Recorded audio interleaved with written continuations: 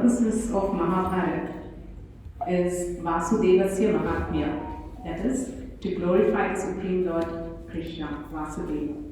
So I'm so happy that through this forum that has been cultivated and developed, this particular ideal and purpose of Mahabharata is being fulfilled.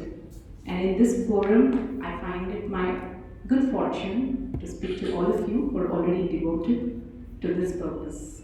So thank you all very much for taking out your valuable time on a Saturday evening, which I know is so precious. Yeah, and I really pray that it will be worth your time and energy. So the topic of our discussion today, as has been periodically updated by Mahesh Prabhu on a daily basis, is the biography of Draupadi. So before we enter into that, I would just like to briefly speak something about the book, the context. Yeah, the book, the Mahabharata. How many of us are familiar with the book, Mahabharata? All of us. Yeah, every Indian, I'm sure, resonates with this book, the Mahabharata. Yeah, very word Mahabharata, the history of the great. The television series, yes. VR Chopra. Yeah, we've grown up. When I was a child, every Sunday the roads used to be empty. Why? Everybody was watching Mahabharata at home. My time. So yeah, it's everyone, all of us know. Any idea how many verses that does the book Mahabharata has? 100,000. Yeah, it's the magnum opus, greatest literary work in the history of the entire world. 100,000 verses.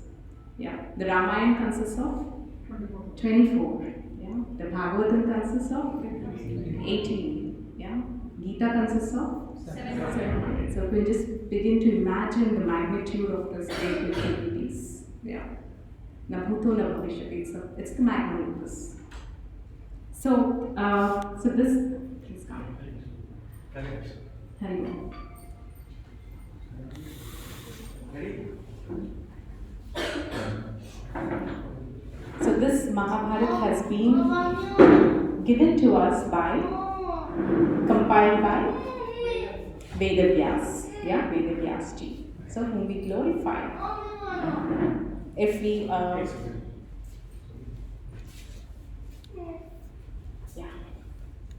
this is the next slide. Yeah. Okay, got it.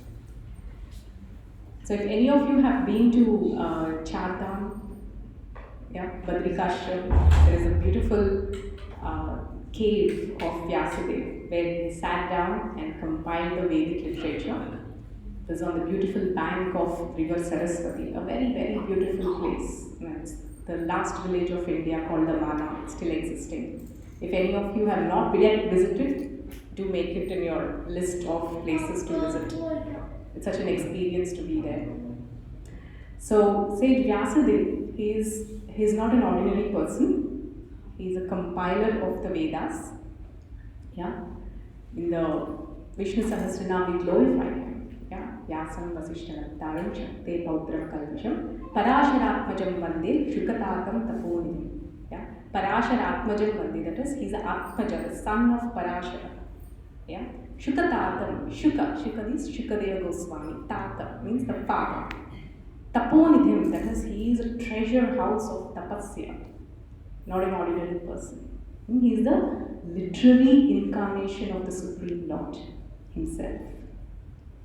Yeah, and please note this word, he is the compiler of the Vedas, not the writer. There's a difference between these two. Yeah, compiling is something that's already there that you're bringing them together. It's realized. Writing is something about what you reflect on and you produce. So Vedavyas is the compiler of the Vedas. So I would highly appreciate if all your mobiles are on silent. So as our Mahesh Prabhu has been focusing upon the topic of the relevance, validity, authenticity of scriptures for the past few weeks. Yeah. So we all, probably there should be some background of the authenticity of scriptures, how scriptures give us the ascending knowledge, the knowledge that is timeless, unchangeable. Yeah, there's the Shruti, the Smritis, and the Itihasas. The relevance of Itihasas is that it makes it very application oriented. Yeah. So recently I was attending and I was doing my coursework in PhD. So there was my professor, his name is Raghav Krishna. He's very, very well read. I mean, I'm sure most of you are from IT. And this person has a very solid background in the IT industry. He's a genius behind the gaming apps. Very high position, highly paid, very fat salary. So after working there for many, almost over a decade, he was really frustrated with what he was contributing to the society. Very interesting. What he said is, this whole gaming industry and the whole apps, your mobile, that we use so often, it's designed for a particular concept called a bottomless scroll. Yeah? Have you heard of this bottomless scroll? Yeah, you can relate to it. Yeah? Bottomless scroll. Yeah? You start it and you keep on doing it. And why do you do it? There's a lot of research behind it. The people who create the apps, they do it in such a way that they are forcing you to do it in a very subtle way. There's a lot of research that goes behind this. A lot of brains at work. One of this person is Mr. Raghav Krishna. So he had a slant of, what am I contributing to this society through my work? Yeah. So the course I was doing is contemplative psychology. So it's exactly the opposite of what a mobile is doing to us. What these gadgets do to us is they are pulling our consciousness outward. Yeah? They're draining our consciousness outward. It's exactly the opposite of contemplation. What is contemplation? Going inward. And he made a beautiful statement that our Sanatan Dharma, the features of Sanatan Dharma, the Dharma Shastras, like the Itihasas, they are the Jataka tales, the Panchatantras, the Itihasas, they are so made that they take us inward. They're so designed that they take us inward. And it's very interesting to note that pre-independence, when I don't know how many of are familiar with the book called The Beautiful Tree. It's by Dharampat, where he has compiled the syllabus of all the schools in India pre-independence. Yeah, he's listed the number of gurukuls according to the area, the kind of students who attended, and the syllabus. And one interesting thing, I think some of you are mothers here. One interesting thing is there are 4 subjects that are common to all the schools in the entire India. Do you know what those 4 subjects are? No.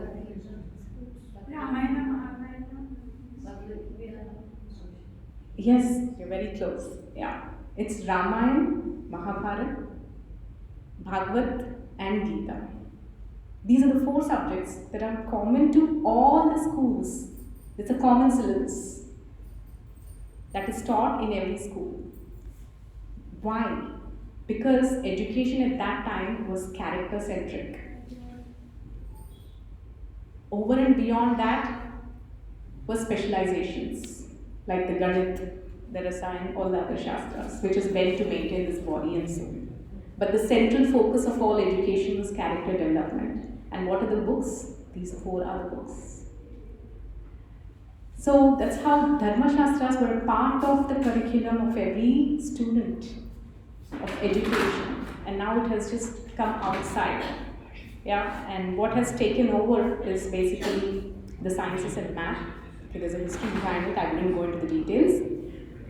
So Dharma Shastras, or the part of Sanatana Dharma, take us inward, which is very, very important. The more we remain, our consciousness is pulled outside, we disconnect from our own self. Yeah, and as much as we disconnect from our own self, this leads to something called crumbling down of civilizations. It has its effect there. This was his entire topic. The topic that he was teaching was this: contemplation, consciousness, and civilizations. There is a relationship between contemplation and civilizations, a very deep relationship. So if we want to be a part of sustainable civilization, then we must focus on giving our next generation what is called a solid value systems based on the Dharma Shastras. Yeah. And when a person's value systems are based on the Dharma Shastras, then there is little chance that they will need a psychologist. Because when you learn the Dharma Shastras, the characters become your virtual mentors. Yeah, and we subtly imbibe so many great qualities and they become a part of our life and our application. That is why these have been emphasized so much. So for example, so let's see what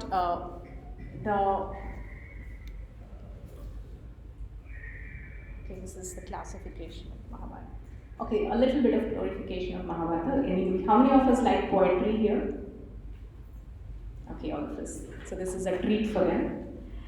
So Mahabharata is the history of the Chandramukhi. Okay, from the ocean of the wisdom of Vyasadeva. So we've been learning about Vyasadeva.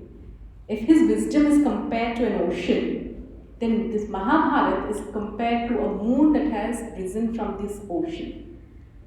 Yeah. Rose the moon of Mahabharata to dispel. Why this moon rose? To dispel the darkness of the sins and ignorance. And so what comes from the moon is the moonshine. What is the moonshine? The pastimes of Lord Krishna with the Pandavas is the moonshine. And there is something called the moon rays. The 4 moon rays are the 4 Purusharthas. So this is a very beautiful comparison that's given in the Adi Parva of Mahabharata. So those of you who wish to know some details about Mahabharata, as we said, it has 1 lakh verses about, and it has 18 parvas. Yeah, and the 18 parvas are divided into 4 major types. The Adi Panchakam. Panchakam means the 5, first 5. Yuddha Shatakam, the Shanti Trayam, and Ashrama Vasa Chatushtayam. These are the 4 brief classification. Of all the 18 parvas, the most important parva is the Sabha Parva. Yeah, Sabha Parva, where the core scenario of Draupadi's disrobement has taken place. That's the most important parva because that led to the whole Kurukshetra war. And yeah, so all of us are so fascinated by books or movies. Why? Because it's a human nature to be fascinated by stories, right? But I will tell you a very, very interesting understanding of what should be the core features of a story. Then you will never look back at movies and stories the same again. Okay, so just be with me. So there's something called the Katha Tattva. All of us love stories, yeah. But there should be an inherent nature that qualifies a Katha as a genuine and meaningful one. Just like gold is branded as gold if it satisfies some parameters. So similarly, a story is qualified as a worthy one, worth our time, if it satisfies certain parameters. So let's see what are they. Again, this Katha Tattva has been given in the Adi Parva of Mahabharata. So number 1 is a Katha or a story should be Hridya. What is Hridya? Heart touching. Yeah, literally it is heart touching. Yes. So it's like I have a person, it should captivate the heart of the listener. Yeah. I mean, if any of you are from Telugu background, from childhood, we've heard, yes. Tinte? Vinte? Why? Because it captivates the heart. It's Hridya. Yeah. Then after that, the next quality is Apurva. That means whoever hears, they feel that I've never heard anything like this before. This is one more Katha Tattva. It should be Hridya, it should be Apurva. Fascinating, captivating at the same time, something that makes you feel, wow, I've never heard this before. Yeah. Then there is third feature.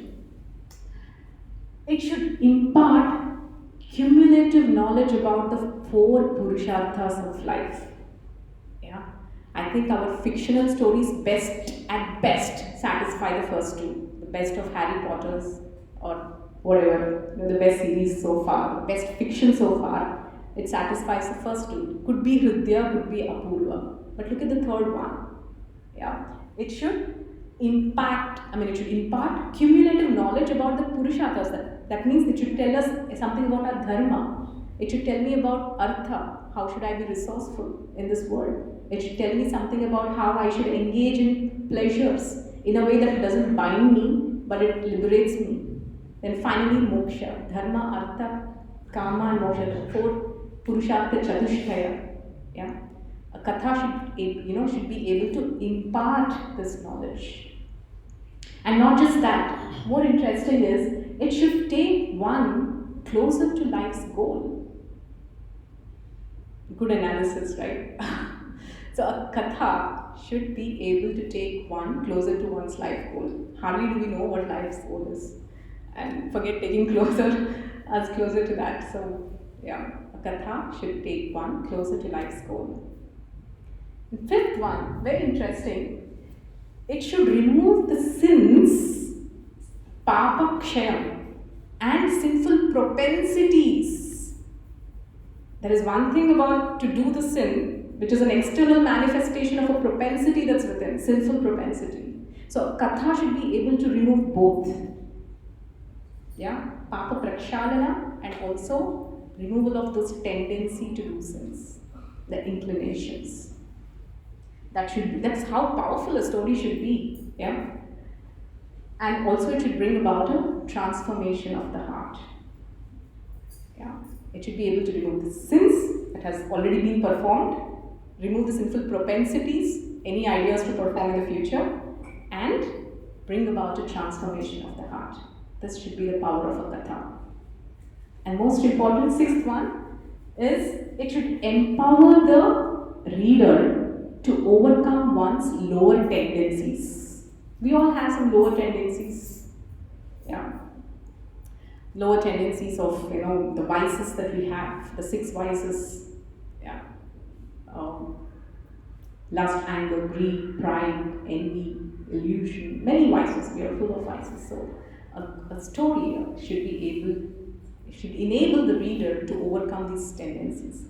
So if any story can actually satisfy these 6 qualities, yeah, then it has actually passed the test of a genuine katha.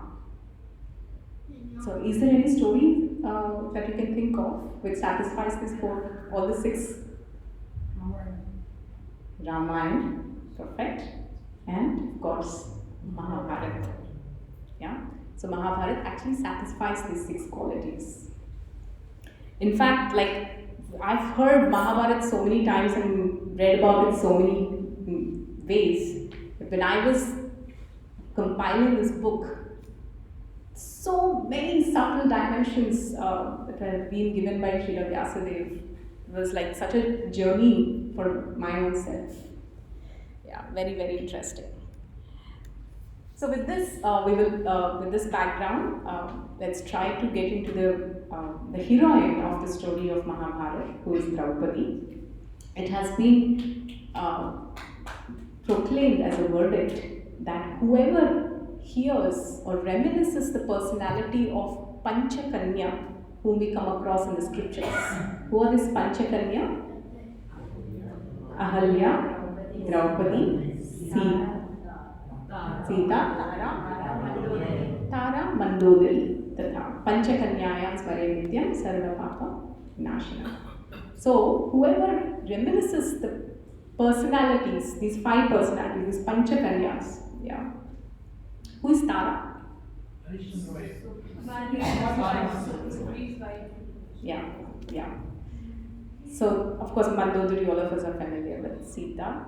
Draupadi and Ahalya. And whoever reminisces their story, their character, their personality, their devotion, yeah, just remembering them can give us Papaksha. What is Papaksha? In other way, it means it's elevation of our own consciousness. It elevates us.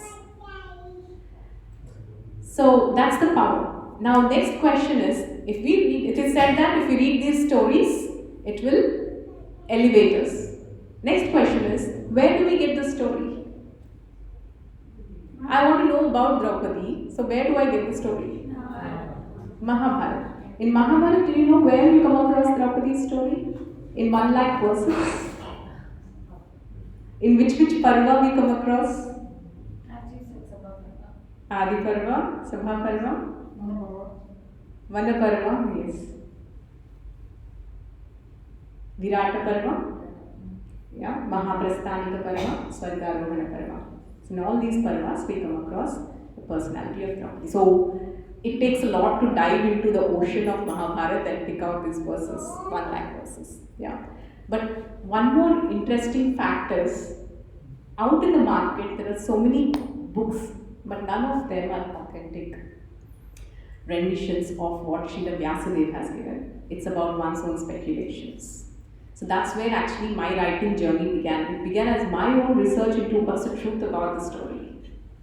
And when I found none, and in fact I found many misleading and false narratives, I felt, oh, it's not just me alone searching. I'm sure I've known of many devotees who've been frantically searching for an authentic narration of the real tale of Draupadi with the details.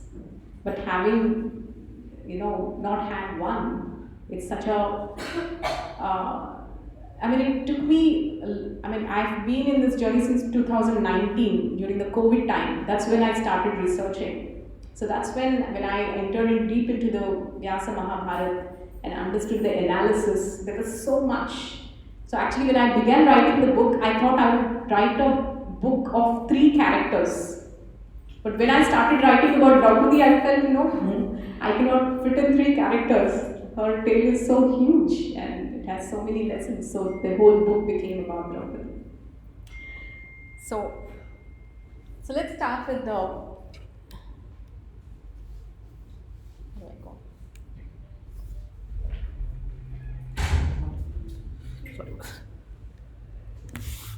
So the very birth of Draupadi, we wouldn't call it a birth, it's a appearance. Yeah, she's born from Agni, sacrifice, yajna. Yeah, yajna sishta. Yeah, anything that is a fruit of yajna is very sacred. That itself speaks about the birth of Draupadi. So in my book, I had given details of not just the current birth, but also the 3 lives previous of who Draupadi was and why she has taken birth through Draupadi Maharaj and her family lineage, as given in the Srimad Bhagavatam. So a lot of such details have been covered. Today I will just speak about a few things. So her appearance, as I said, it's not called the birth, appearance. Yeah, she appeared for a purpose, the purpose of the gods. To fulfill the purpose of demigods, she has appeared. Yeah, and so it all started, the birth of a child, the seed of it lies in the intent of the parent. This is, one of the very fascinating concepts of Garbha Vigyan. Any parents, who are eager to have children or who had children, one interesting concept is that whatever is your intent, that transfers so much to the child.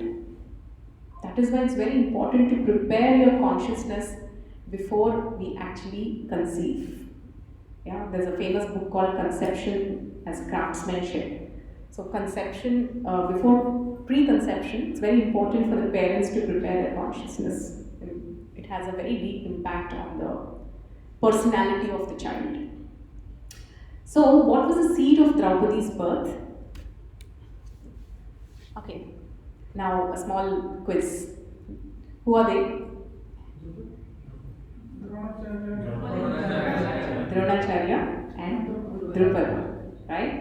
So, what was this fight about? You will have kingdom. Kingdom. When they were in Gurukul, Hmm. they were best of friends. Yes. And then he said that whenever you come, I will give you half my kingdom. Hmm. And so when he was in utter poverty, his wife asked, Dronacharya's wife asked him to go to Draupadi Maharaj Yes. and ask for half kingdom. Right. But he goes and he gets insulted. Right. Yeah. Gets so badly insulted, and then he denies. Basically, he rejects his friendship. He says one important word. He says friendship is between equals.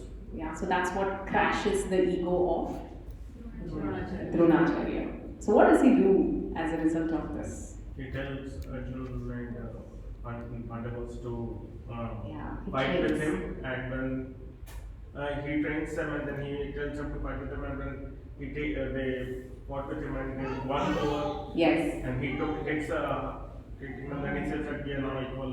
Like, Yeah, so he gets back. Very nice. So he actually trains the Pandavas and then, of course, also the Kauravas.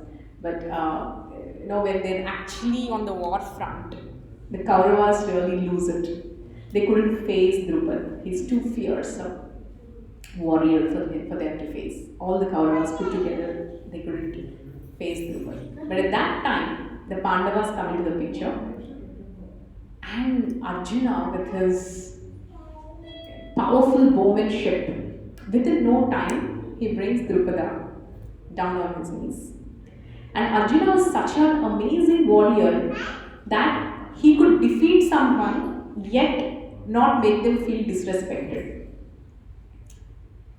So, Drupada, although he was such a great king, his kingdom was envied by even the demigods. Such a great king, but although he was brought down by Arjuna, he never felt, humiliated. He only developed a fascination for Arjuna. This is Arjuna's personality. Can you imagine your person coming and defeating you and getting you down on your knees, and you're not feeling humiliated by that person? What it takes for the other person to be, what character he should have for me to feel like that. That was Arjuna. Yeah. So one of the 7 purposes of Mahabharata, the first one is to glorify the virtues of the Pandavas. Yeah. So Arjuna was such a warrior. And when he saw Arjuna, he was so fascinated that although he was defeated, he lost himself to the charisma of Arjuna. He immediately had a desire. What if I had a daughter? I would have had her married to Arjuna. So that was the seed of Draupadi's birth. So this is very, very important to understand because there are so many questions about at the end in the Mahaprasthanika Leela, why Draupadi has fallen down first. All of us know, right? While ascending to the heavens. So Draupadi was the first one to fall down amongst all of them. So the reason that has been quoted by Yudhishthira Maharaj is she had partiality to Arjuna, more inclined towards Arjuna. So please refer back to this. That was the seed of her birth. Yeah. And if you say that she is the first one to fall down, but in other words, she is the first one to go to the heavens. It's both, right? It's not that she was the first one to fall down, because she was the first one to go to heaven. So, that's the seed of Draupadi's birth. It was admiration of Arjuna's persona. And of course, at the same time, he had vengeance towards Drupad. Vengeance towards Dronacharya. So, out of that vengeance is born Drishtadyumna. And out of that appreciation, adoration for Arjuna is born Draupadi. So that was the seed of the birth. And they were born not just like that. After this humiliation, Drupada, this was the humiliation part. And after that humiliation, here's where the Vyasa Mahabharata gives amazing details. I mean, unfortunately, the televised series doesn't show us this part, but Drupada, although externally he accepts his defeat, internally he was crushed. You know, Kshatriya's ego is very difficult to handle. So after this, he was burning in vengeance. How do I guess? It was in the past birth of this thing happened, or it was in the Same. So the Draupadi born is after a long time of Arjuna. Yes. She did not have a childhood. She was directly born. Actually, when this whole thing was happening, the Pandavas are at Ekachakra. Ekachakra, they were incognito after the Varnavrat fire accident. Yeah, that's where they were. So, so this was how, Drupada, he was burning with that vengeance. Although he got half the kingdom, that humiliation was too hard for him to take. So, but he had no sufficient resources in this world to defeat Dronacharya. Why Dronacharya is, he had Brahma Tejas. His power was too much for him to combat. So he then went and took shelter of two great sages. Their names are Yaja and Upayaja. Somehow, the televised series gives a very different version of it. They show as if Drupada has tortured somebody and all. No. Actually, Drupada for one whole year, he serves menially. He just gives up his kingdom, all his responsibilities as a king, and he just goes and serves this Yaja and Upayaja, the two saints. They're two brothers. And after 1 year, he goes and approaches Upayaja, who is the purer one, and he says, I will give you anything, just perform one sacrifice for me and get me a son who will kill Dronacharya. And Upayaja feels very offended. I don't like this kind of a business deal. Then Drupada, he silences himself, and for 1 more year he just serves menially. Yeah, this is Drupada's personality. This is the hard work he has done. A king, just imagine, he just got a no and he didn't take the rejection to heart, but he continued to serve for 1 more year. This is the character of Draupadi Maharaj, so exalted. And at the end of 1 year, Upayaja, being very pacified, he says that, you see, your desire, it can be fulfilled by my brother. Yeah. So I cannot do business deals that you give me something and I'll give you something, but my brother can do it for you. Go and approach him. So that's when his brother actually, performs this huge sacrifice, the whole yajna. I mean, I've given all the details of this in the first chapter. So very interesting, the personalities of Yaja and Upayaja also. And that's when from the altar is born Draupadi.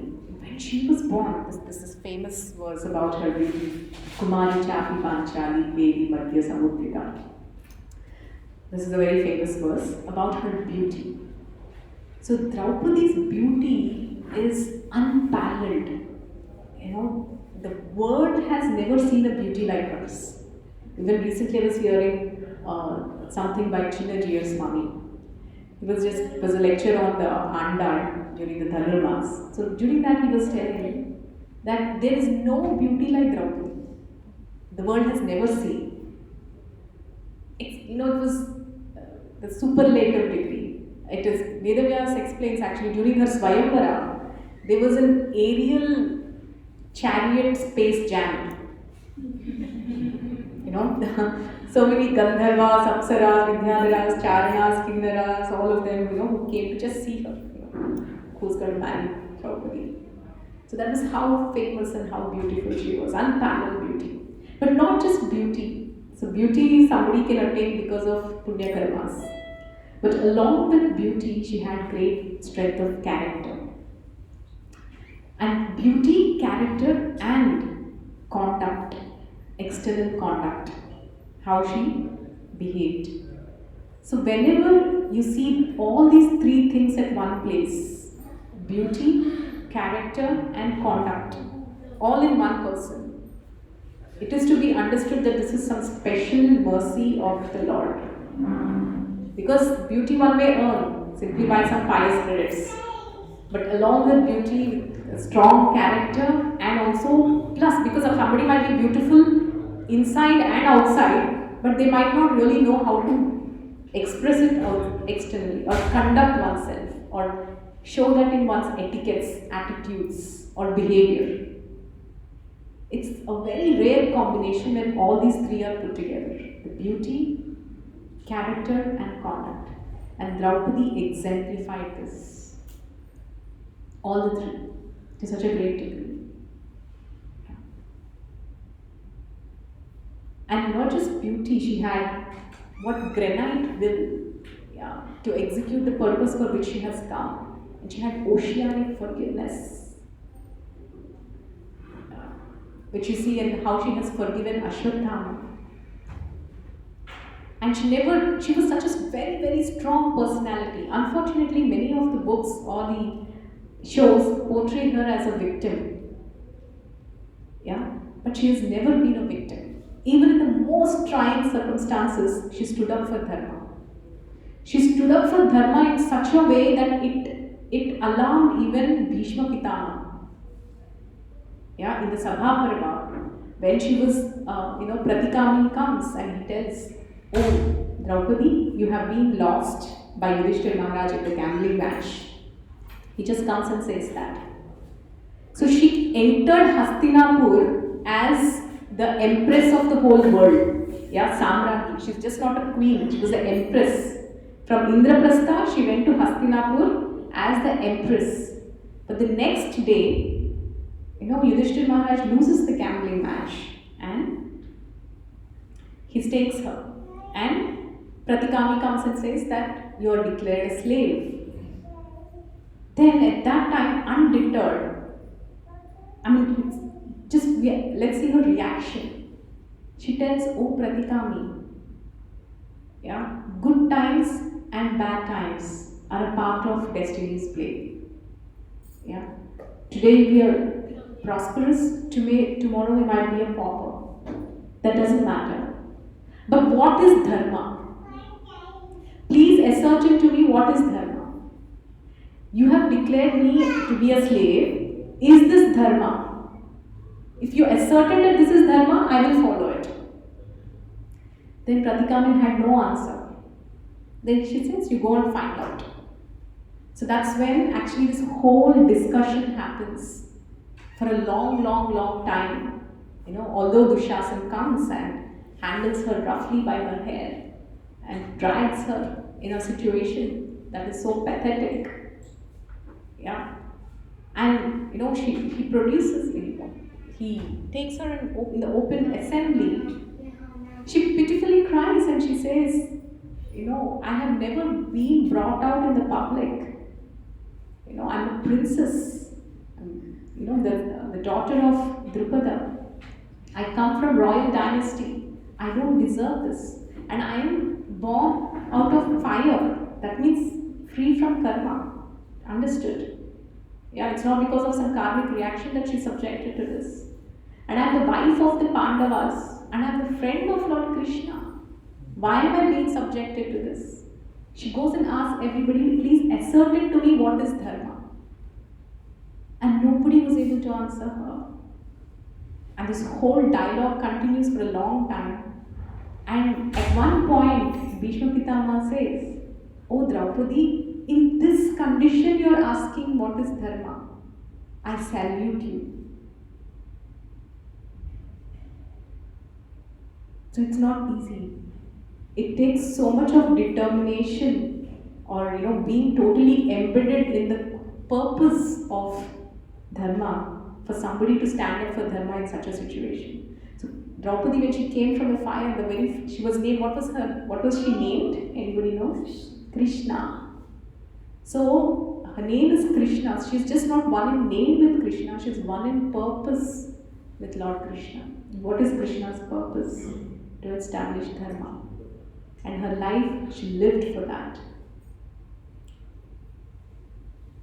And the famous controversy of, I don't know if you're from the Telugu background, we have heard as a child in our Rattanashala many movies. She asks, Tanodi Nannodena, Nannodi Tanodena. How many of you know this?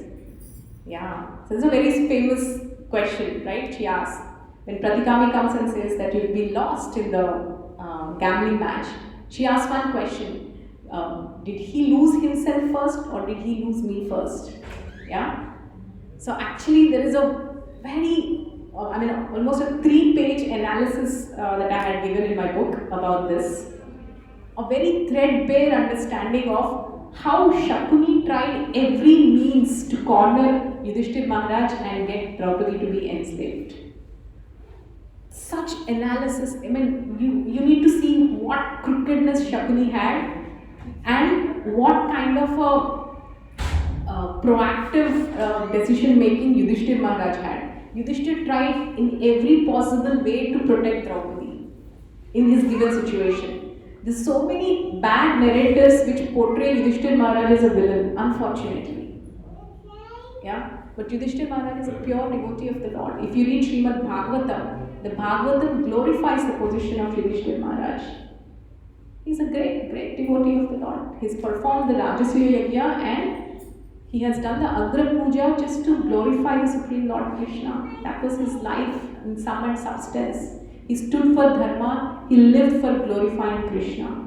The moment he understood that Krishna is no longer there in this universe, he immediately gave up his throne. But he has not taken the advice of Krishna at the time of playing this Europe. He has not, because Krishna was not personally present. Okay, why, the question why Yudhishthir Maharaj gambled, this is again a very traditional question. I have answered very threadbare even about this in the book. So the many reasons why Yudhishthir... He never thought of asking Krishna Smarana. Yeah. Smarana was there at the time now. Right. Whereas this Draupadi is underrated issue. That's why she is the Mahabhagavat devotee of Lord Krishna. She's very high in her devotion. There's no doubt about it. But nonetheless, Yudhishthira. See, this was one more. I'm gratefully brought this concept. See, there is something called in biographies. Sometimes what happens is the author tries to focus only on the positive sides of the hero. They highlight it, then they make them superheroes. But interestingly, Shastras are not like that. Ramayana, be it Ramayana or be it Mahabharata, they glorify the personalities, their heroes, but they show their negativities also. Just like Lakshmana had, he doubted the intention of Bharata. Mother Sita, she doubted the intention of, she had to, of Lakshmana. Yeah. Then Draupadi, although she was so virtuous, when Duryodhana fell in the puddle of water, she laughed. That was, may not be the most ideal thing to do, but it was not harmful as such. Because Duryodhana deserved, for all the things he did. It's natural when somebody, falls down and he feels it serves him right. Because for the kind of person Duryodhana is. The thing is, he fell down and she laughed at him. That was a different thing. But she also told that blind son of a blind father, which I think really hit his ego. Yeah. So actually, this is. That's not. Do you think that was right? And that's not there in Vyasa Mahabharata. Yes. It is not It's there. not there in Vyasa Mahabharata. It's a movie effect. Yeah, that is, Andhe ka putra andha hi hota hai. That's what it said. So that's not there in Vyasa Mahabharata. Yeah. But the truth is, according to Vyasa Mahabharata, they have laughed. Draupadi along with all the Pandavas, in fact, they've laughed. And in fact, Bhima goes and gives an extra pair of clothes to Duryodhana. Yeah. That's great. Yeah, that crushes his ego even more. Actually, if you really want to know the spice of Mahabharata, the real twists and turns, read Vyasa Mahabharata. There's so many twists, turns, and so interesting it is that you don't need to add fiction and all the masalas. Vyasa Mahabharata is sufficient, more than sufficient. It's more interesting than the best of fiction. How many books? Yeah? How many books to read? How many books to read? And how much time? You can take about, you can start with some concepts that you find interesting or you want to learn about. Yeah. Maybe it's more interesting when we can hear you. Yeah, we can hear from like those who have been reading into it, they'll give the snips from us. One question I have. So, yeah. So how can you justify like bidding his wife with the person like Yudhishthira? Yudhishthira. Yes. So this, that's why I didn't want to touch upon controversy so fast, but okay, nonetheless we got into it. Let's discuss. So Yudhishthira, now coming to the question of why did he even enter the gambling match? Who is Yudhishthira? Dharma personified, Dharma Raju. And he was not even calling Lord Krishna. He was, He was thinking that Lord Krishna is not even seeing. He was praying that he restricted. I think he told that God, please don't come at this time or something. Okay, so that's about yeah. So probably Mataji, I know it's a very broader topic in a sense, and this Draupadi topic is itself very intrinsic and a lot of layers. So let us try to restrict our discussion to Draupadi only. Because each and every item, I know for sure. I know my god sister Ujjwala Radhe Mataji, she would be able to answer it. But today's topic is Draupadi, so let's try to restrict our topic. Okay. I'm really sorry for this. Okay. Sorry. Actually, that's a part of the whole story. Thank you. But we really need to understand these questions because these questions are not understood. They have made actually Yudhishthira Maharaj a villain in some of the narratives. Yeah. So let's try to understand why this has happened. When the Rajasuya sacrifice has happened, yeah, at such a great level, such a great pomp that the world has never seen. At the end of the Rajasuya sacrifice, when Vyasadeva was leaving, he meets Yudhishthira Maharaj and he says, 13 years from now, entire world is going to be collapsed. Yeah, 13 years from now, the entire Kuru dynasty is going to collapse. He says that, and he says, you will be the cause of it. This is Vyasadeva speaking. Imagine after the Rajasuya Yajna, where Yudhishthira Maharaj is declared the emperor of this whole world, after all the big pomp, the biggest pomp the world has ever seen, Vyasadeva tells him this. So the moment Yudhishthira Maharaj hears this, it's such a rude shock. And then Vyasadeva just tells this, and he just leads to the caves. Yeah? And Vyasadeva means prophecy. It's not somebody just telling. He prophesies this and he tells. So at that moment, Yudhishthira Maharaj calls his brothers, all the 4 Pandavas, and he says, from today onwards, let us take an oath. We will never disobey our elders. Yeah? Whatever they may ask of us, so be it. Let us oblige. Yeah? And not be a source of any conflict, rift, or any controversy. So that's the reason he was so forced to oblige when he got the invitation for the gambling match. Vidura comes and invites. And the moment Vidura invites, he just says a friendly gambling match, but Yudhishthira understands what this would mean. But he didn't want to say no because the invitation came from Dhritarashtra. So at every point he wanted to avoid a conflict, but it just chased him. It just chased him so much. So that's reason number 1 why he agreed for obliged for the gambling. It's a strong reason. Yeah. We can only externally view the situations, but what is the intent of Yudhishthira Maharaj? That we know when we understand his character. That is why I spent sufficient number of pages in the book in developing each character. Oftentimes we tend to misunderstand a personality when we only see generally what happens. The moment we say Draupadi, you immediately take to Sabha Parva and the gambling match. So people with that vision, they start, Hari Yudhishthira Maharaj, how could he do this to his wife? You start thinking, but please understand who is Yudhishthira Maharaj? What is his personality? What is the background? Why did he even agree to come to this gambling match? And even after he came into the match, he tried to avoid it so many times. When Shakuni asked him to play, he says no. but he was like, he in fact hits his Kshatriya ego, and he was, dragged into it. And it is a Kshatriya dharma. When you are invited, you cannot say no.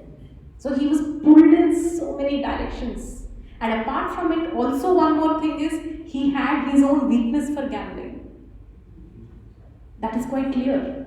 It's clearly explained. This is what I was saying. That is not dharma. The script, every person has their own weakness. So this is what scriptures speak about, the true personality of a person, including their strengths and their weaknesses. Yes, Yudhishthira is dharma personified, but he had his own weakness for gambling. That is why, when Pratikami comes and says this is what Yudhishthira did, he lost in gambling, he says, oh, the king of lunar dynasty. He addresses him as a moon. Why moon? Because moon has its blemish.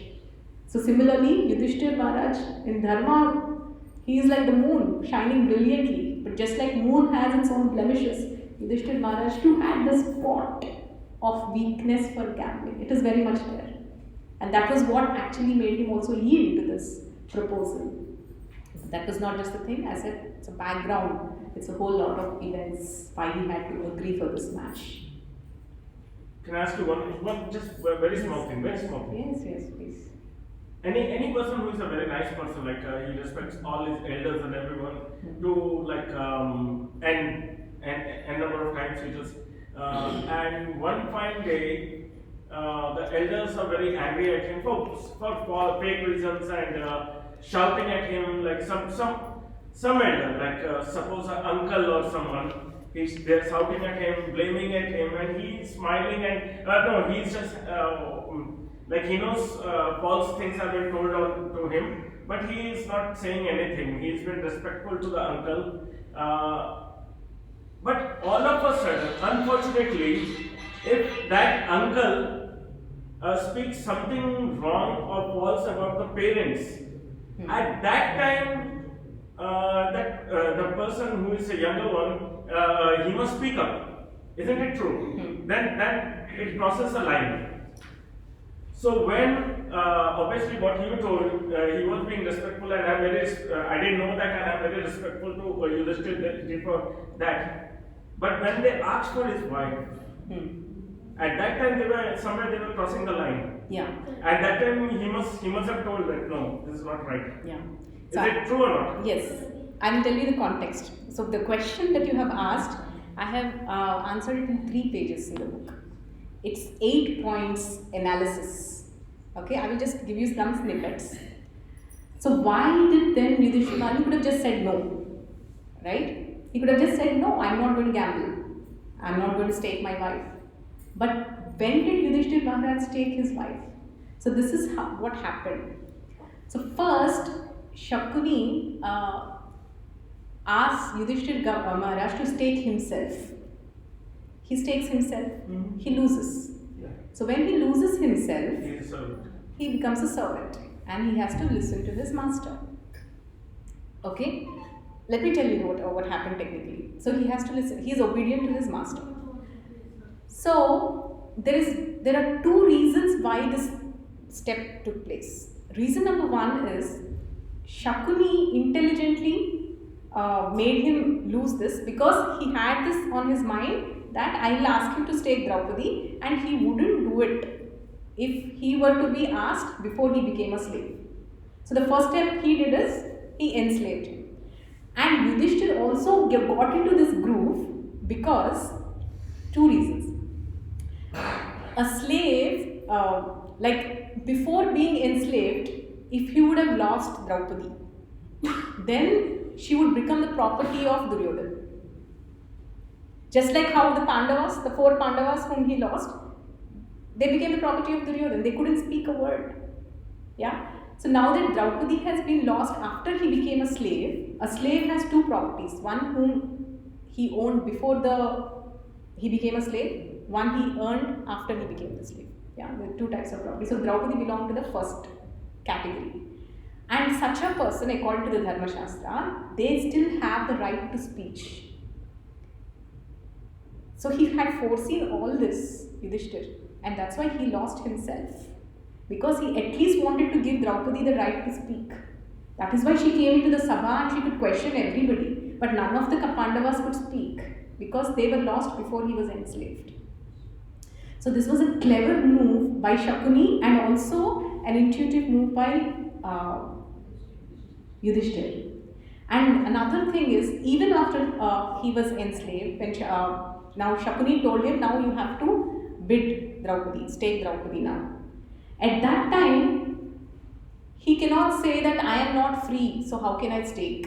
He cannot say that because as a counter stake, Shakuni offered that if you win this, I will free you. Okay? There's a lot of analysis, you need to sit and read.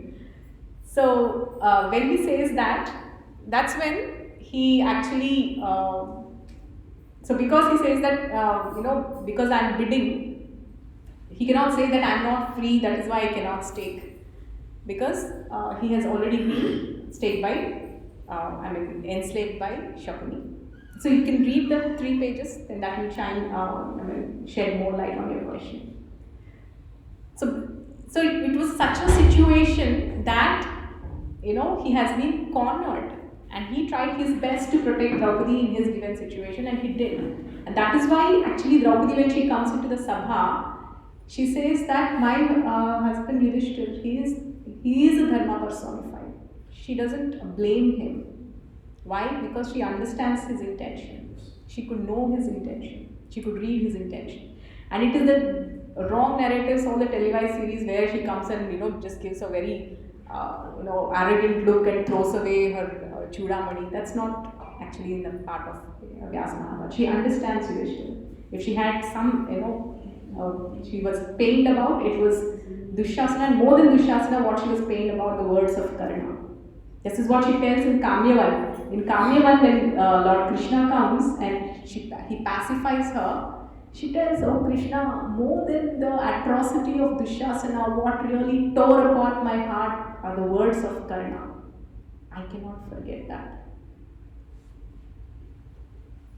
So, it's clear when you read the whole, everybody was fighting a battle, be it Yudhishthir or Arjuna or Bhima or Draupadi, everybody, although they were placed in the toughest of situations, everybody was fighting for one purpose, that is upholding dharma. While trying to protect each other, trust each other, be with each other, help each other in subtle ways. It's such an amazing, network and tapestry of relationships. Actually, this episode is. It's brilliant if we actually read and appreciate how the Pandavas stood by each other and stood for each other in this most complex situation. Very interesting. Okay. So I hope that's some beginning to the understanding of the controversy. Okay, what's the time? How much time do we have? Still we have more than half an hour. Okay, great. So that's then I was speaking about how she was so resolute in standing up for dharma. So in this way, when she was subjected to such a tormenting situation, as I said, so many books portray her as a victim. Yeah, but she was not a victim. She never let victim. She was certainly put into the most humiliating situations, but she fought back. Yeah, she not only saved herself, she saved the world around her. If you see towards the end of the Sabha, what happens? There are all some mysterious universal alarms. All jackals start howling. All of a sudden, all the yajnas become put off, and universe starts giving some very bad signals. Then immediately Gandhari understands that the end of Kuru dynasty has neared. So she goes and tells Dhritarashtra, see what's awaiting us for putting Draupadi through this ordeal. So when she says that, Dhritarashtra wakes up. And unfortunately, Dhritarashtra is another very, very vicious personality. In the whole, when everybody in the Sabha was crying for what was happening to Draupadi, he couldn't see anything. So he calls his minister and asks, did Draupadi come? what is happening. He was curious to know. Instead of being the father-in-law, his duty was to protect her. And instead of protecting her, he was curious to know what's happening in the show. Yeah, that was his viciousness. Actually, at that time, if Dhritarashtra would have spoken up, the Kurukshetra war wouldn't have taken place. He kept silent because of yielding to the weakness for his son, and that led to the war. Yeah. So this is the personalities. So when Dhritarashtra understands, when he comes to his senses, then he immediately calls for Draupadi and asks how many boons. Ask me for some boon, I'll give you anything you ask me. Yeah. So first she requests for freeing Yudhishthir, and he ask me more. Said, free all my husbands. And he ask more. Then she says, I'm a Kshatrani, I ask only 2 boons. What does it take to say that at that moment? In the given situation they were in, where you are going through the most toughest, we can't even imagine what klesha that is. At that time, to still hold yourself unto, the dharmic principles. Yeah, and say that, I take only 2 boons. That is, the character, the strength of the character of Draupadi. So she was not a victim because she pulled herself outside the situation by taking shelter of Krishna. Yeah, and she not only saved herself, she even saved her own husbands. Yeah. So she was not a victim. She was not just a survivor. She was a savior. And that is in essence this whole situation of the Kuru Sabha, the Asat Sabha. Yeah. And that's how we see her, her beautiful personality in all the episodes. And many a times that, they say that why Draupadi is sleeping at the feet of Pandavas. When after the Swayamvara, when she comes, they're all incognito. Then all 5 of them are sleeping there. Kunti Maharani is sleeping on the side of the head, and Draupadi is sleeping at their feet. That's her sign of respect.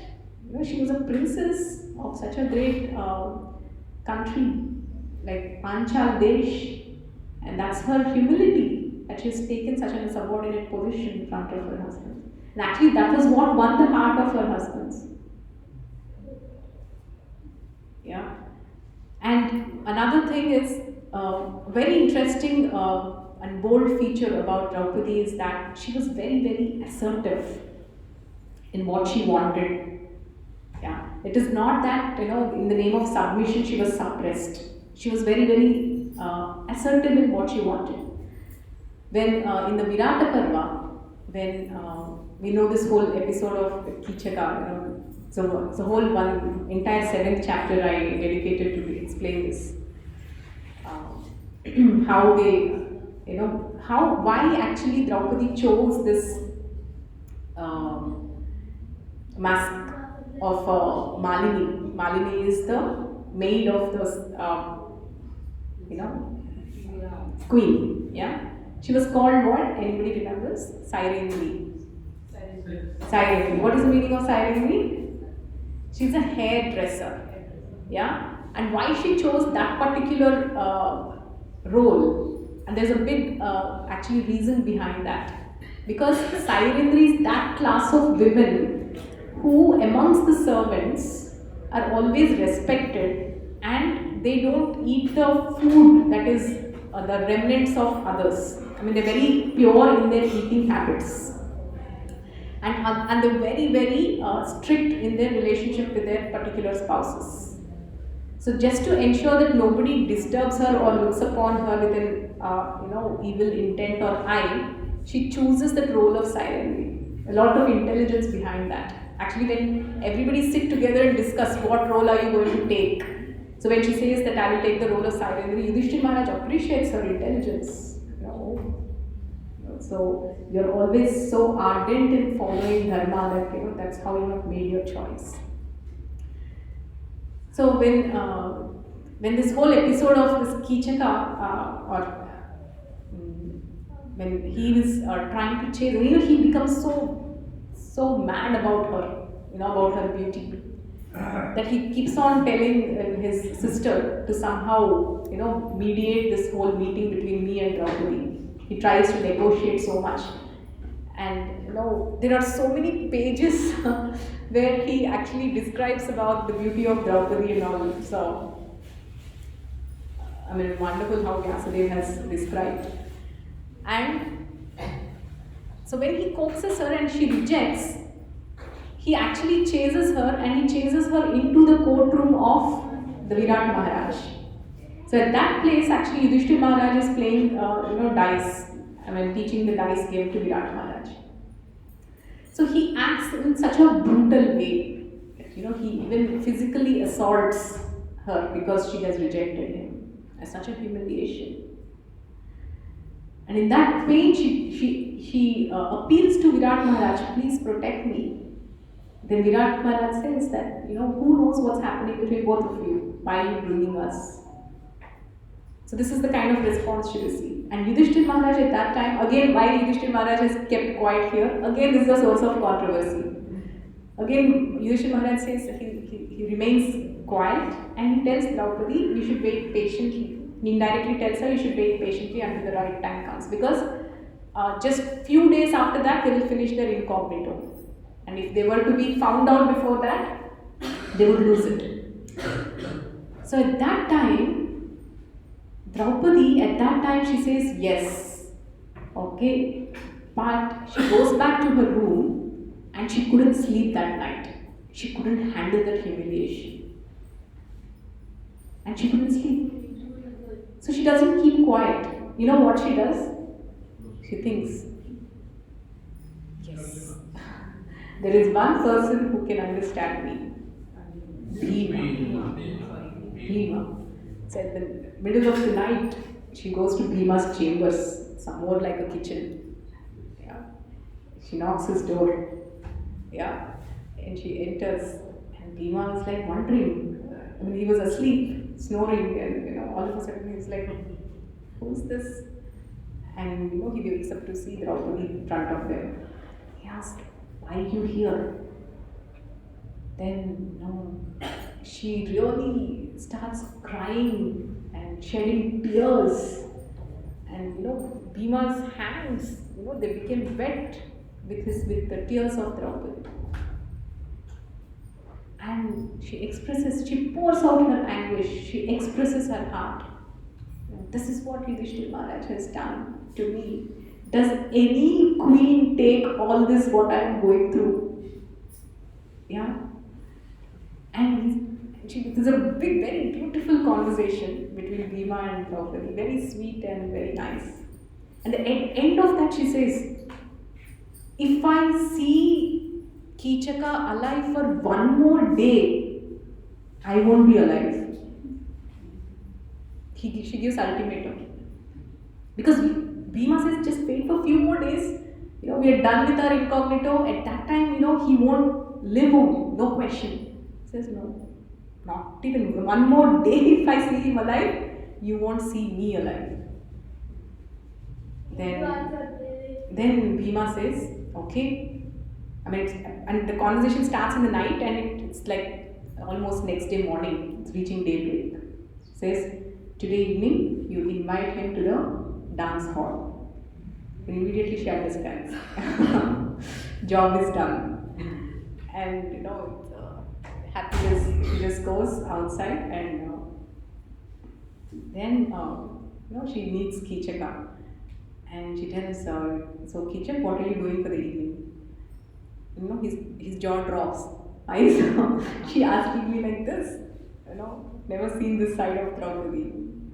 So then she invites him to the dance room and all that, and Vyasadeva explains how he dresses himself with all the enthusiasm and to go and meet Draupadi in the dance bar, in the dance hall and all that, and how Bhima is so beautifully explained how Bhima actually kills Kichaka. All that pent up anger he had on Duryodhana, on Dushasana, and all the Urus put together. He showed it all on Kichaka. Yeah. His death was so ghastly that he was reduced, like, all his limbs were amputated. He was made into a ball and rolled. That was how much of anger Bhima had. And he was just thrown this way. So, when all the people come and see his death, the Upakichakas, the Kichaka's brothers, they all come and see Kichaka and they're like, what is this? No human can kill something, do anything like this. And then definitely, Draupadi always used to say that, my husbands are Gandharvas and they're always watching upon me from above. So definitely this should be a Gandharva's job. So the news how Kichaka has been murdered, it reaches far and wide and it reaches Duryodhana. That's when he understands where these people are. The way Kichaka was murdered. So that completely satiates Draupadi when she sees how Kichaka was killed. So in this way, this was the personality of Draupadi. It was not that she was suppressed or she had no voice. At every point of time, it's very intelligently, and she had such relationship ability. When Jayadratha was abducts her, and he takes her away. So at that time, when he was caught by Bhima and Arjuna, so at that time Yudhishthir Maharaj says, no, don't kill him because he is our only brother-in-law. We have only one sister who is Dushala, and Jayadratha is the brother of husband of Dushala. So he is our only brother-in-law. So please don't widow our only sister. So when Yudhishthir says that, at that time Draupadi puts her foot down and says, no, for a person who can behave like this with a woman, he cannot be set free. And when she says that, Bhima then chases after him again. So at that time, everybody they return to the hermitage, and Bhima and Arjuna, they bring back Jayadratha as a captive. Literally Jayadratha was packed like a sack of grains, thrown into the chariot. That was his condition. So when he was brought back as a captive, and he asked Draupadi, what should we do with him? So she immediately forgives him. Why? Because she wanted to align with Yudhishthira's desire of forgiving. So at the right time, she exactly knows what is the kind of punishment that the other person deserves. So for all the horrendous thing that Jayadratha has done to align with Yudhishthira, although there was a chance, she forgave Jayadratha. But when it came to Kichaka, she didn't sleep until he was killed. So she, as a Kshatrani, her name is Panchali. Panchali means she is the queen of Panchal Desh. That means it represents, the Kshatrani nature. She was so well versed with the Dharma Shastras at many points of controversies. She actually quotes from the Dharma Shastras and she tells, this is the right thing to do at this time. Probably, I think Lord Krishna would have told Draupadi that this is not the right time for Jayadratha to be killed. His sin is not full because he knew that the son of Moon, who is Abhimanyu, who has to go to heaven back a bit early, will be killed because of him, and that will anger in the Mahabharata. That will anger Arjuna even more, and at that time his sins will be full. And that is the time when he will be killed, and probably Lord Krishna would have told Draupadi. No, Krishna was not there in the picture when this whole event was happening. Yeah, that happened by destiny. He would have reminded. No. What you're saying is it was destined to happen that way. That's destiny. But at that given moment, this was how Draupadi, in alignment with her understanding of dharma, gave the verdict. So that's how we see in these various chapters how at one point actually this is a very, very sensitive episode in the whole of the Kurukshetra war. Just before the war, there is a place called Upaplavya city, and it is just beside the Virat Desh. That's where the whole incognito is done with, and it was a time when the Pandavas were to be given back their kingdom. Yeah. So, but Duryodhana squarely rejected. I'm not going to give anything. So at that time, interestingly, at that time, Yudhishthira is always for peace.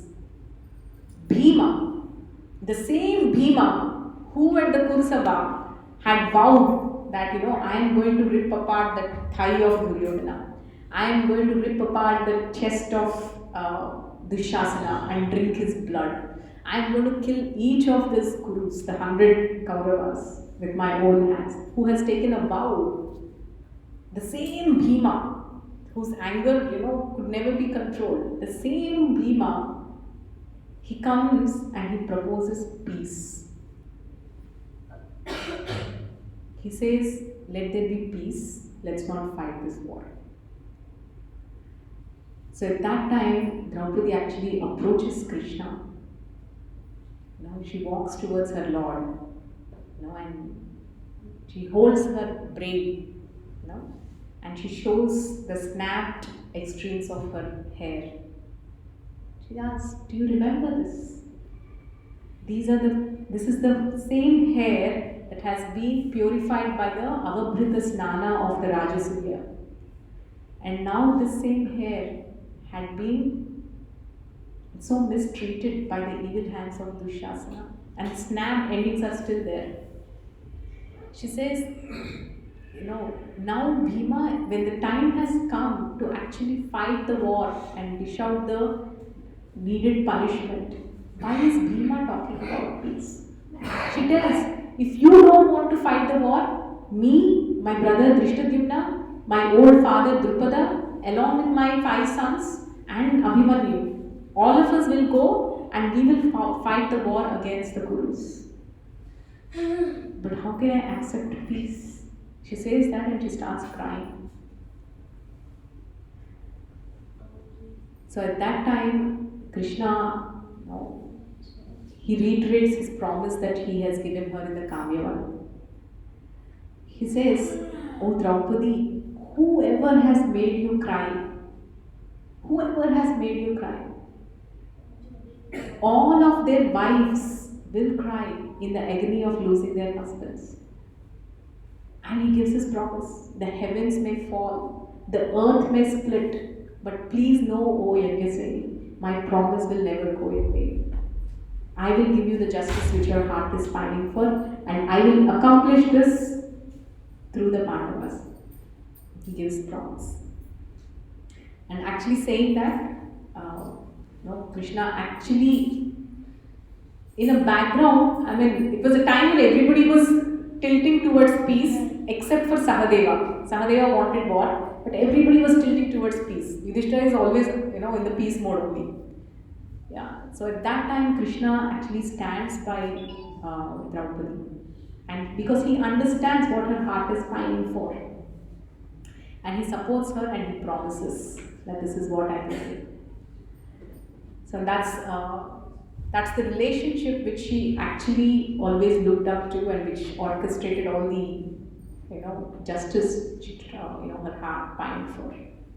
And later on is the details of the how she exhibited the oceanic forgiveness against Ashwatthama. So I will just end the session here, but I'll keep it open for questions. So let us see are there any questions? It's a huge topic. I just shed some light on each of certain one topics. small thing which I wanted to know, just one small thing. Yes.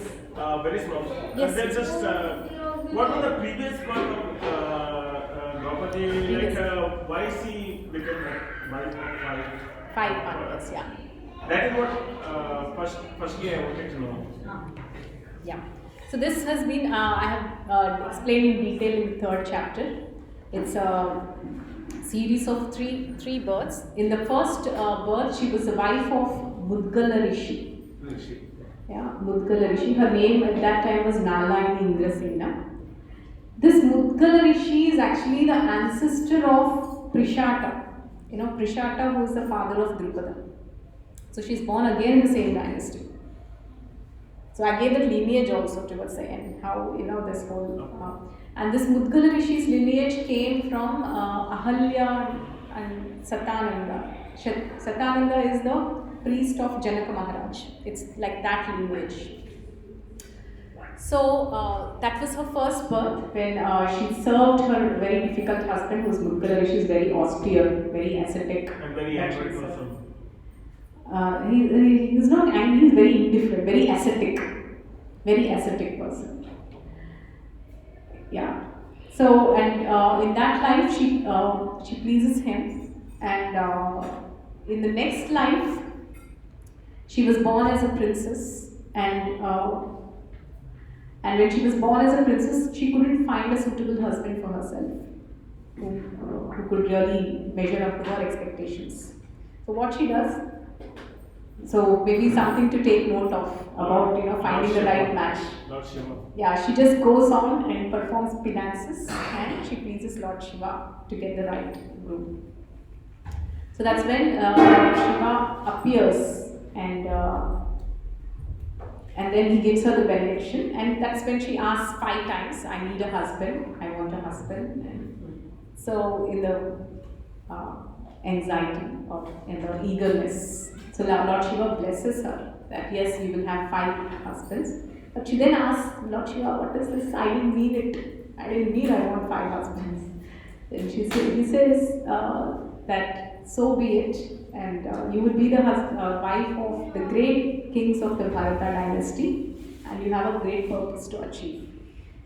And there is also a divine reason why she has descended. Actually, then after this, what happens is, it's a huge explanation, but I'll just cut it short.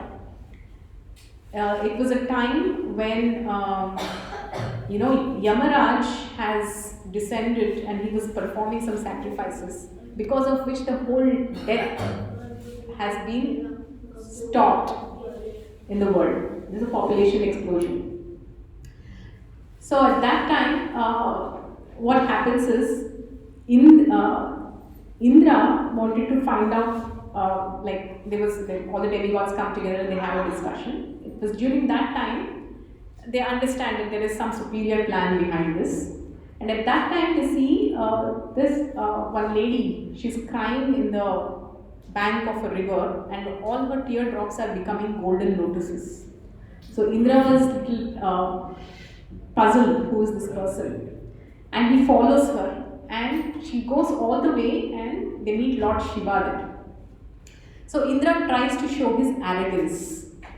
He does not know actually it was Lord Shiva, because at that time he was in disguise, playing dice with Parvati. He tries to show his position, but actually Lord Shiva levels his pride and he says, there are few more people just like you in that mountain cave, go and see. So this person this Indra goes and sees, and there are 5 more Indras of different eras. Like, we all know Indra is a position, right? So these 5 Indras, they have been kind of, let's say, cursed, that they will have to descend onto the earth.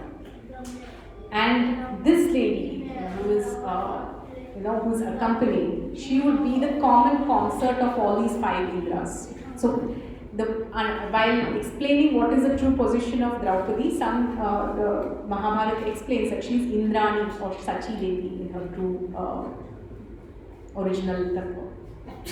And she is also a plenary portion of the goddess of fortune. So, Sachi Devi means she is a consort of Indra. So, there are 5 Indras at 5 points of time. So, they are the one who have descended as Pandavas. Later on, Raja Bali also became Indra. Yeah, that's a way.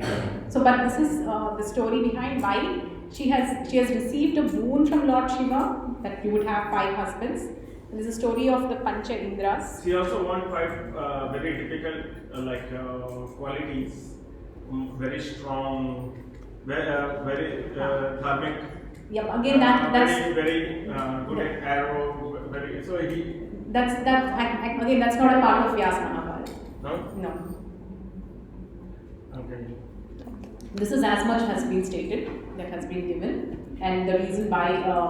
So that is the reason when Yudhishthir Maharaj says that all five of us would marry him, because when Kunti comes, when she comes and Kunti says we share equally amongst five of you, says, right? So then when it was told in that way, because of her Purva Samskara of having received this blessing from Lord Shiva, she does not feel a kind of vikar, means, or repulsion for it, because it's become a part of her samskara having received the boon.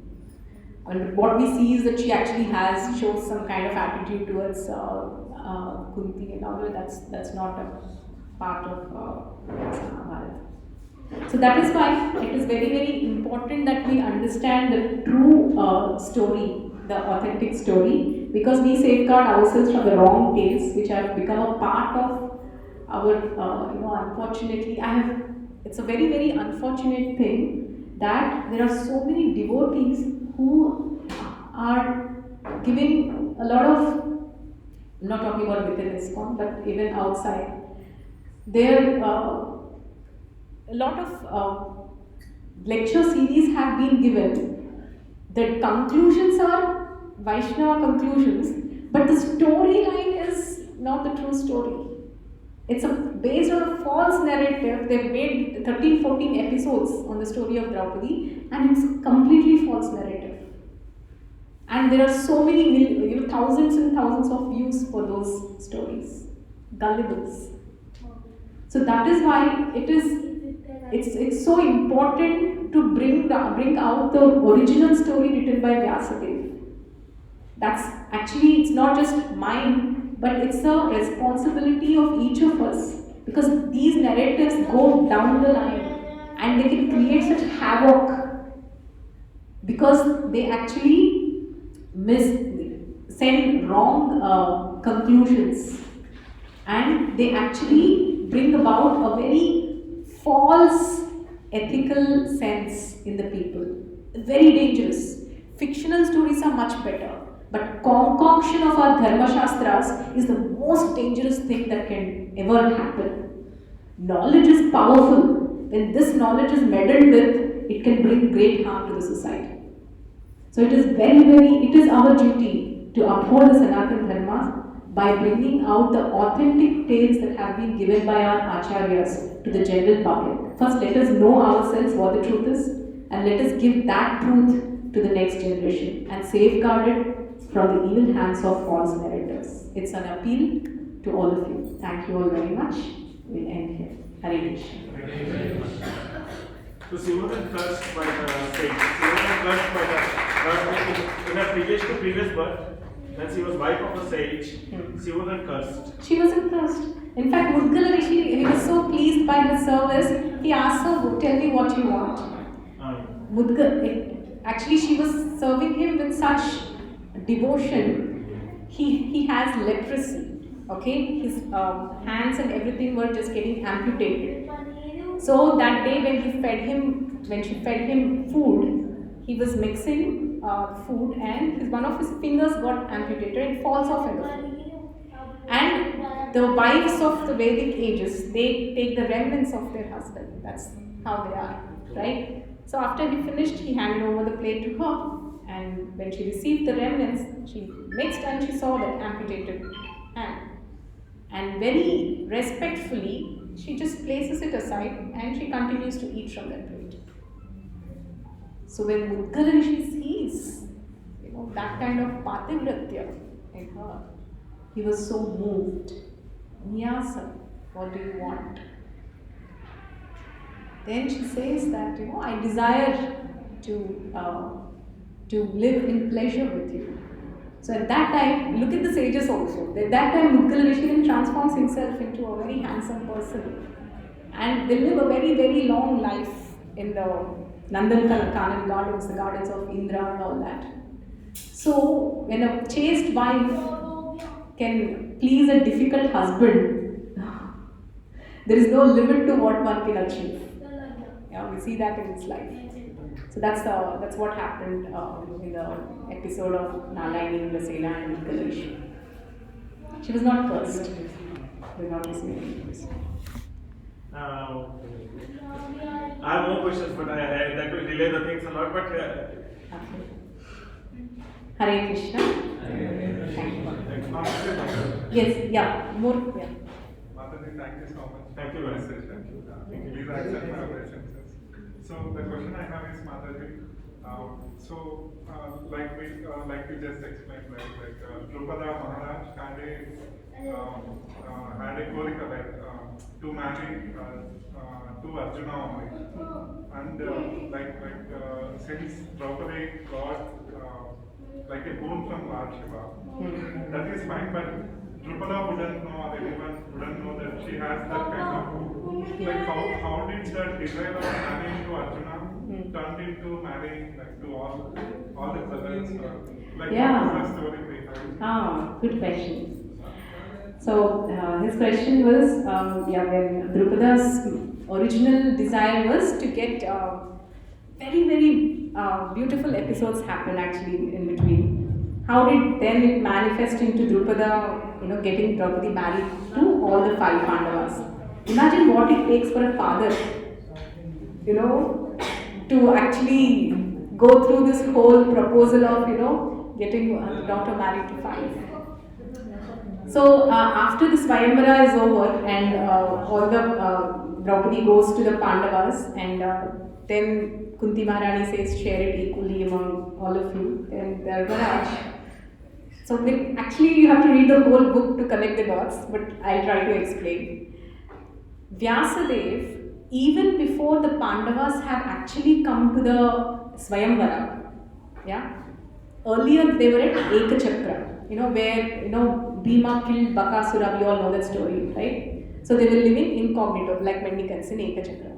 So when they were staying there, at that time Vyasadeva visits them. Okay? So when Vyasadeva visits all the Pandavas serve Vyasadeva, and at that time itself, he tells the story of Draupadi.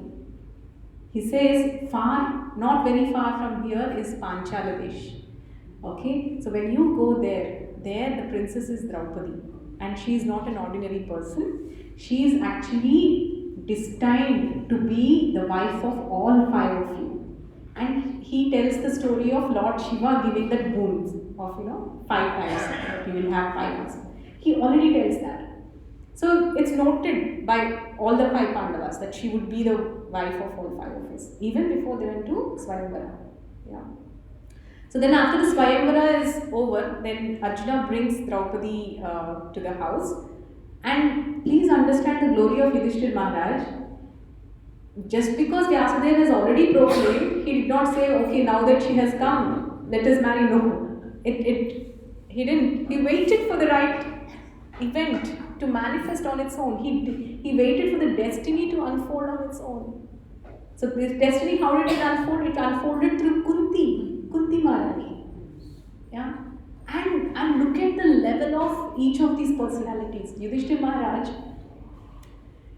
when he takes and all of them go back to Drupada, and after spending some time, Drupada gets to know that these are not mendicants, they are all Pandavas. So then Yudhishthira Maharaj plainly says that please arrange for the wedding, and please know, not just Arjuna, all 5 of us are going to marry. Drupada was the biggest shock of his life. He says, first thing he tells is, it's not Arjuna who is going to marry. Then he says, he trusts Yudhishthira Maharaj so much that he says, you marry my daughter. Then Yudhishthira says, no, it's not like that. Then he says, I will get Draupadi married to anybody whom you show. That's how much he trusted Yudhishthira Maharaj. Then he says, then all 5 of us, then he couldn't take it. Then at that time, Yudhishthira Maharaj says one thing. My mind cannot be inclined towards anything that is adharmic. That means if my mind has given the consent, it has to be dharma. I mean, that's the level of dharmic acumen. Today we thought we'd think about business acumen, but that's dharmic acumen people had. But nonetheless, Drupada was still not convinced because of one reason. He knew that whatever Yudhishthir Maharaj said has to be dharma, but still he had to play the role of a king. As a king, he is answerable to his subjects. So he has to answer them. If he has to answer them, he needs a convincing answer. So he tells, you discuss amongst yourselves, I'll join back. He buys some time. So the next day, actually, Vyasadeva comes. So then again, there is a big discussion. So again, this is Vedic culture. Any crisis is resolved in a discussion. So there is a discussion between Drishtadimna, Yudhishthir Maharaj, Kunti Devi, and the rest. So when Vyasadeva walks in, just seeing him, like all confusions are resolved. Then Vyasadeva explains that a woman marrying many husbands, although it is uncommon, it is not unprecedented. It has happened in the history. The Prachetas have married. There are 10 Prachetas, they have married one woman. It's an exceptional case. But still, Drupada was not convinced. He says, he sees that confusion in the face. Then Vyasadeva actually holds Drupada by his hand. He takes him inside and he explains him about all these 3 births, which I was telling. Yeah? And not just explaining about the birth, he gives him the vision to see the true personality of the Pandavas and of Draupadi. So with that vision, he sees their divine forms as Indra and Indrani. So when he sees that, then he gets a full realization of actually who Draupadi is. I'm thinking she's my daughter, but she's not an ordinary person. She's this goddess of fortune, a plenary expansion of goddess of fortune. She just appeared here for the purpose of executing the mission of the demigods. So I am just an instrument. He understands his position when he sees this vision. And then he then agrees for what it is. But madam, we came to know that Indra was like punished. The 5 Indras were punished. But they were punished. Definitely, if they are coming as human being that in itself is a punishment. But for 5 of them having one wife, that reason is not understandable. All your questions are answered if you read the book patiently. Yeah. Okay. So I cannot give the entire backstory, making me tell the whole book. Yeah, because one is connected to another. See, if you want to get, that's why it's so important to get the context. You get the context when you sit back, read with an open mind. Thank you. Okay. Yeah. And just adding on top of what Mataji was saying, in fact, it's a sheer coincidence that today I was hearing to my Shiksha Guru's lecture in the morning on the same Rajasri Yajna, where Vyasamuni was addressing all Kauravas, saying that it's very good to see all of them together. I don't know when I will be seeing in the same group again. See, already he was predicting something, and Yudhishthira Maharaj went and asked, what is this you have quoted something like this? So I was just reflecting upon what Mataji was saying. So it was a sheer coincidence what my Shiksha Guru was also taking the topic of thinking about negative things in different personalities who are part of Mahabharata.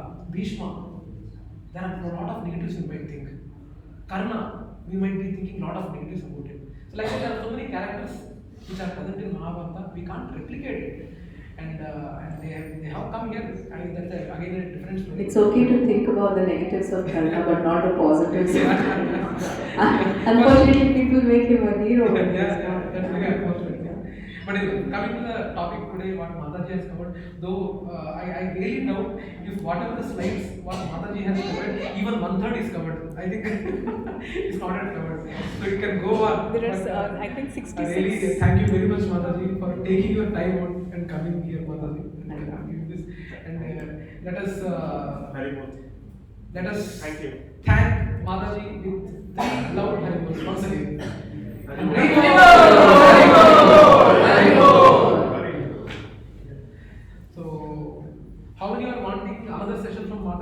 probably in some time. All. Some are not lifting. Storytelling is amazing, Mataji.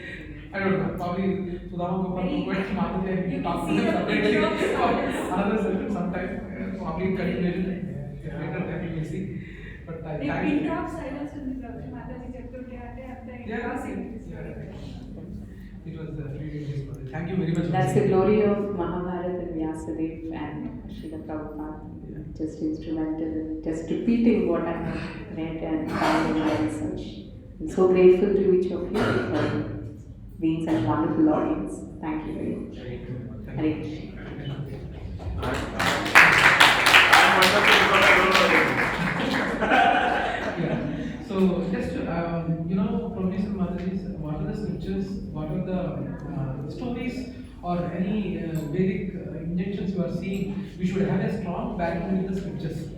Okay, Mataji was stressing about the need of knowing Vyasa Mahabharata. There are a lot of Mahabharatas in the market. They might be giving their own versions, but are they correct as per the Shastras or not? People are not even endeavoring or making an attempt to know whether it is genuine facts or not. In today's day, when Zakir Naik Mahabharata is also there. I don't want to name personalities, but be careful. Please back your questions whether it is in the scriptures or not. మనకు ఆ వేదాలకు ఆధారంగా ఉన్నాయా లేదా ఇవన్నీ మనం verify చేసుకోవాలి. గుడ్డిగా message forward number 1 prove messages morals might be there, but if you are trying to take a correct message that makes sense, but it doesn't mean that you should support a wrong thing. Anyway, and by the way, thank you once again for coming and encouraging us to conduct this kind of sessions in the community. I really thank you all for this knowledge. Thank you very much. Okay. And today's Prashadam is sponsored by Ujjwala Mataji. So I just want to I request everyone to chant one round for her family. I really sorry Mataji, I forgot Prabhu's name. Gangada Prabhu. I'm really sorry. Gangada Prabhu and Ujjwala Mataji have sponsored the Prashadam today for this event. So let us all chant one round for their spiritual progress. Hare Krishna Mahamudra. Okay? Hare Krishna, Krishna Krishna, Hare Hare. Hare Rama, Rama Rama, Hare Hare. So now we will have Narasimha. Okay? Anyone want to sing Narasimha? Anyone interested? Okay. Namaste Narasimhaya.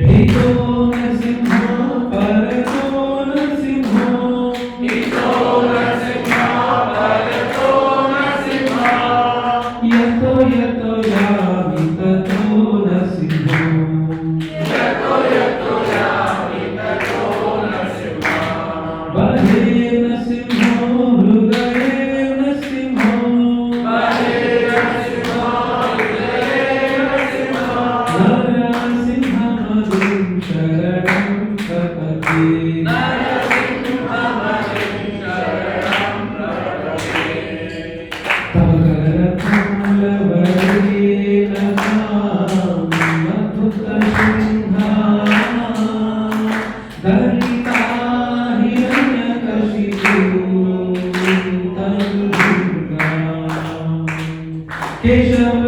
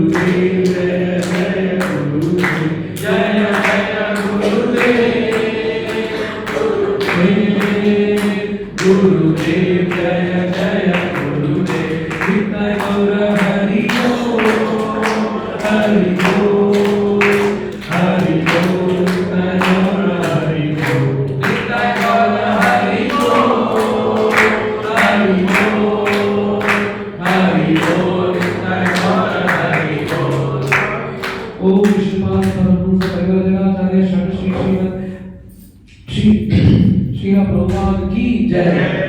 ओम श्री विष्णुपाद परमहंस परिव्राजकाचार्य भक्ति विनोद ठाकुर की जय। भक्ति सिद्धांत सरस्वती ठाकुर की जय। जगन्नाथ पुरीदास बाबा की जय।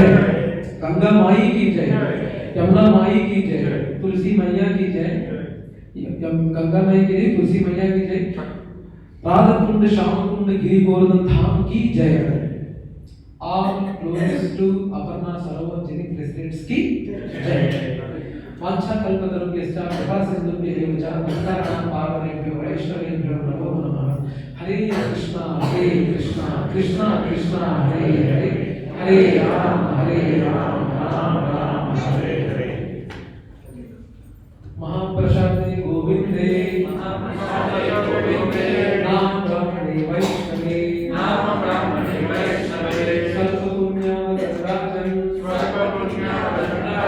विश्वासो निवजायते शारीरा अविद्याजाल जाडेन्द्रिया जाहेका जीवे प्रेरे विशेषागरे तारा मध्ये जीव्याति लोभो मायि सुदुर्मति याके नैका कठिन संसारे कृष्णा बड़ा तायो माय कोरी मारो जीव्या जाए सब प्रसाद दियो भाई सिया नाम प्रतापो राधा कृष्णा बुलाओ प्रेम डाको चैतन्य निताय जय निमाय जय निताय जय श्री कृष्ण चैतन्य प्रभु नित्यानंदा श्री अद्वैत गदाधर श्रीवासादि गौर भक्तवृंदा हरे Krishna Krishna Krishna Hare Hare Hare Ram Ram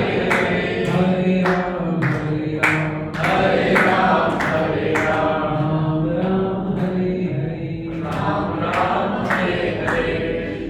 Thank you very much for listening to us. We can continue the show. Please honor the show, please. Thank you very much. By the way, yeah, I'm sorry. It's a very important. By the way, even before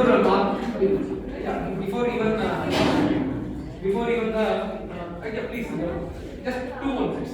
I'm really sorry. I forgot the important announcement. One second. Even before the session of Mataji got over, already 3 books were sold. By the way, while Mataji was having a session, when Mataji took 3 books and left, and so yeah, so this is the book, The Woman Who Rebuilt the Authentic Tale of Draupadi. This is based on the scriptural injunctions. Okay, these are from Vyas Mahabharata. So you can take this, and tomorrow there will be possibility for kids who might not be knowing the importance at this juncture. Tomorrow, who knows, they might ask questions. You should not put a sorry face. Oh, I will get back to you. I will check. So let us try to give a correct picture to the kids so that they have a difficult society to face tomorrow. So take this book, give this book to your friends, neighbors, colleagues on important occasions. Okay. Yeah, 300 is the book cost. So please, whoever is interested, they can take by cash or even the GPay are also accepted. So please come forward and spread this knowledge of the Lord beautifully. Thank you. Hare Krishna. Yeah, you can call on Prashad, and in the meanwhile, if someone is interested, they can come forward and take this book also.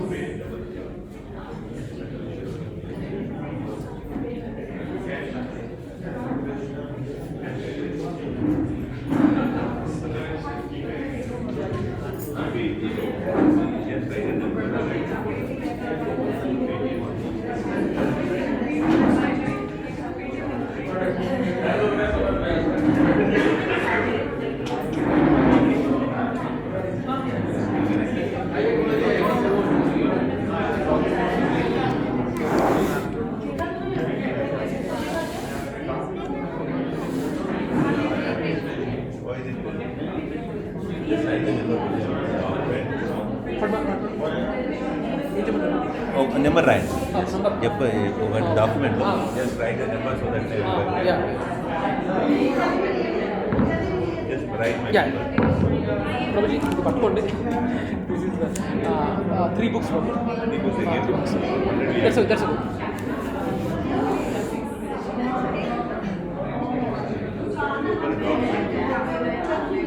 You write 76800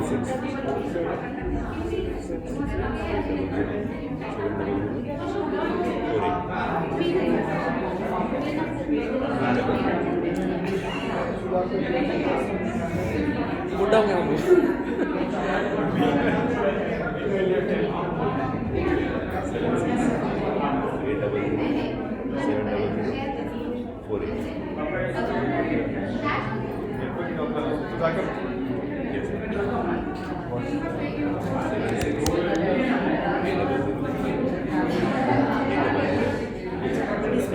76800. I'm putting.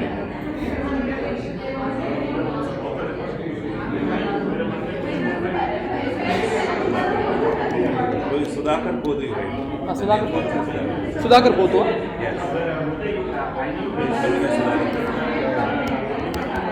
POTH.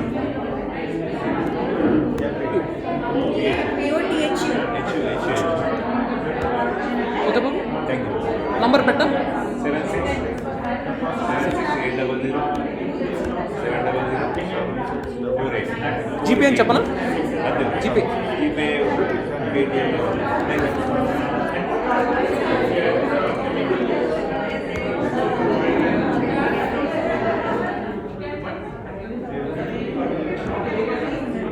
Sudhakar Babu. Yes, he came from here.